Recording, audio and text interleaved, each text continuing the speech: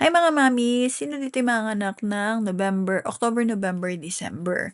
So, i-check natin ano ba yung qualifying period nyo. So, I'll be doing voluntary member. So, para sa mga gusto mag-self-compute, punta lang kayo sa sssmaternitybenefitscalculator.com and i-follow nyo lang din yung gagawin ko. So, kung meron kayong other member type or other category, i-select nyo lang kung ano yung applicable sa inyo.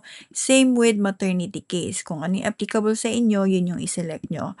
And then for expected due date, let's say I'll be doing October. So show qualifying period. Ang qualifying period natin is July 2025 to June 2026. So try natin mag-input ng number. So I'll be doing yung pinakamababa na contribution which is 750. And then, click lang natin yung calculate maternity benefit. So, ito yung estimate na pwede kong makuha kay SSS. Pero alam nyo ba, pwede pa itong ma-increase? Since ngayon is May pa lang ngayon. Kung hindi ka pa nakahulog ng May at saka June, pwede pa natin itong mapataasan. So, kung paano, i-click mo itong see how to increase. Yan. So, ito yung possible na pwede pang madagdag dito sa 17,500 natin. So, click natin to. And then, ayan, ito yung previous natin, 17,500. And yung possible increase, pwede siyang madagdagan pa ng 17,500. So, paano?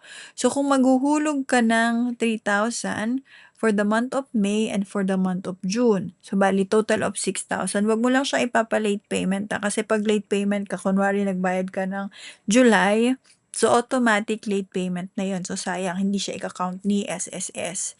So, importante yung timing ng pag-pay ha. Dapat hindi kayo late payment. So, kung ika-calculate ko to, possible increase. Yan. So, ito na yung estimate na makukuha mo kung nagbayad ka ng 3,000 for the month of May and then 3,000 for the month of June.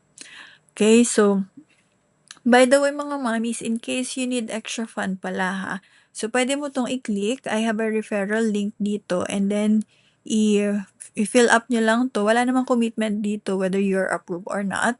Basta, pero hindi to libre ha. Ano to, kailangan nyo tong bayaran sa bank if ever nagagamitan nyo siya.